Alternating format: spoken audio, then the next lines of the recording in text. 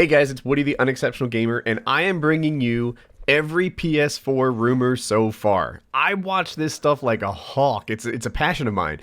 And because of that, I think I'm going to take an attempt at handicapping it for you to let you know which ones I think are really going to happen and which ones aren't. Ignore the gameplay, by the way. It's not my finest hour, but I thought it was interesting because the other team had us 7 players to 4 all game long. And it's not Ground War, so whatever. But anyway, let's get on to PS4 stuff. First rumor I want to talk about, it will let me record my gameplay. This is especially interesting for people that maybe watch YouTube videos and wonder what it would be like to give it a shot on their own. And I'm going to call this one 50-50. I've just been hearing about it lately, but it's been in a lot of different sources. Again and again, I keep hearing that, I'm going to be able to record my gameplay. And the rumor is it's going to be able to save 15 minutes of footage. So, like if you're a YouTuber and you want to have a bunch of games in your library and stuff, then this will be inconvenient to work on. But what it does do is it allows you to give this stuff a try. It allows you to dip your toe in the water without making the full investment of, dropping a couple $100 on like an Elgato or an Avermedia or whatever your thing of choice is, old school Hauppauge. Anyway, I think there's at least a 50-50 shot that you're going to be able to record your gameplay with the new PS4. And for you Xbox guys, I haven't heard anything comparable coming out of the Xbox rumors. This is totally look at that lightning strike, Woody.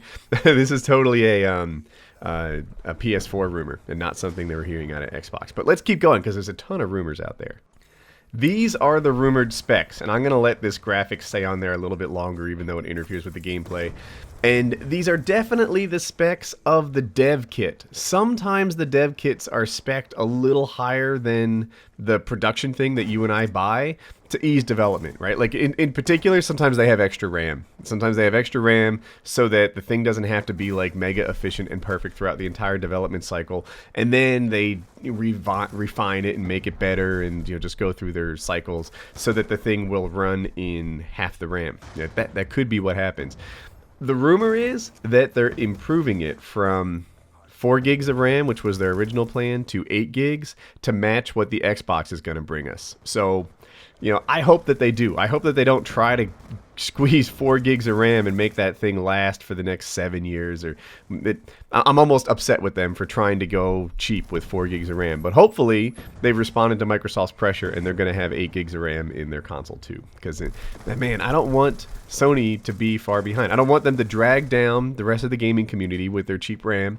And I don't want them to start, not being able to do the new things, right? Right now, there's no HBO Go on the PS3. Right now, there's like a whole bunch of things missing on the PS3 that are on the Xbox. I don't mean to be digging at them, but it's the fact that they have 2 quarter gig little RAM slices as opposed to a nice accessible half gig of RAM that you have on the Xbox. I don't want them to make that mistake 2 consoles in a row and just be RAM starved forever. I want competition is good for the consumer, and that's what I really want. So anyway, let's keep going on these specs.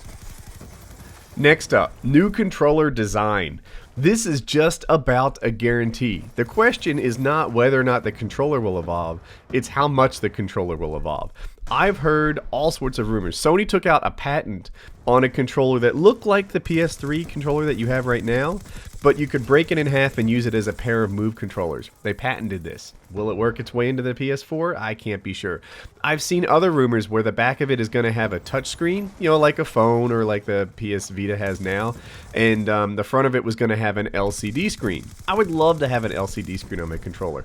Basically what it would be for me is a dual monitor. I want to have a map in Borderlands and Skyrim that's always there. I want to have I don't know. It's something I'd have to look away for that I currently have to go in the menu system now, right? Maybe my inventory on some games would be really interesting to have on the controller. Just an easier way to have like a second display built into my gaming experience. I don't know if you guys have dual displays on your monitor or 3 displays on your monitor, but once you get them, you're like, man, how did I live without it? That's how I think a display on a controller would be too. You're like, oh my gosh, can you believe all this time I was trying to get from one place to another in Borderlands, and I'm going without a map because it's such a pain in the butt to bring the map up and to do all that stuff? Well, if I had it on my controller, it would totally improve my gaming experience. There's going to be a new controller. It's just that the rumors are so out there, I don't have really an accurate guess as to what that new controller is going to be like. The release date. It's going to make or miss Christmas. Yeah, every day I see rumors that say both. Today, I can find you 3 or 4 articles that will let you guess in either direction. I don't know if anybody on Earth knows. I think that they were targeting after Christmas. They found out the Xbox is going to be available for Christmas, and now they're just doing everything they can to push the schedule up. And I just invented that on my own. That's not a reliable rumor.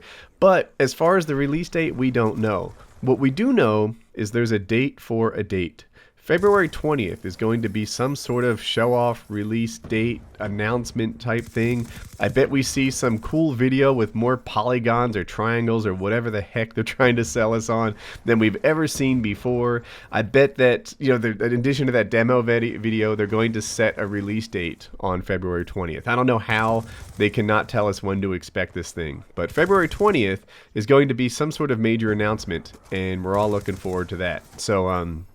So yeah, as far as making or missing Christmas, God, I hope they make it. I hope that they don't ask all these guys to target, the different games. I'm sorry. I'm trying to say I hope they don't ask game developers to try to target platforms from different generations for a Christmas release. Because what the Xbox can do will be totally held back if it's also trying to run on a PS3. And, you really want to compare the Xbox 720 to the PS4. If they target the 720 and the PS3 together, then clearly they're handcuffing themselves because they're different generations of consoles. And this is not an Xbox or PS3 rant, or I would say the same thing if it was in reverse. The PS4 is going to be much, much better than the 360 is now. They're just separated by years and years, and you guys are following me. So, as far as this thing being ready for Christmas, we don't know. And man, I wish they didn't have 7 players on their team. 4K ready. That's something we've been hearing about the PS4 a bunch. And my answer is in between, or that's my prediction anyway. I don't think we're going to see any 4K games. No. We might see some stuff upscaled to 4K. When 4K movies become more popular, I could see being able to download 4K movies, because I imagine they'll need a new format, like not Blu-ray. I'm not even sure about that. But if you could, stream a 4K movie, I could see that happening. It's a powerful enough machine to play a 4K movie, but I don't think we're going to see 4K games in this generation. I hope to be wrong, but that's my expectation. And I think the same is going to be true of the Xbox 720, that we're not going to be getting 4K games. Heck, if you don't know, like Call of Duty, which you're looking at right now, I think it runs in 560. Like, it's not even 1080p. If you have no idea what 4K is, just briefly, it's like twice the horizontal lines. But the thing is, when you multiply a dimension by 2, the whole thing turns into be 4 times bigger. For example, like I'll shrink this video's horizontal space in half for just a little bit.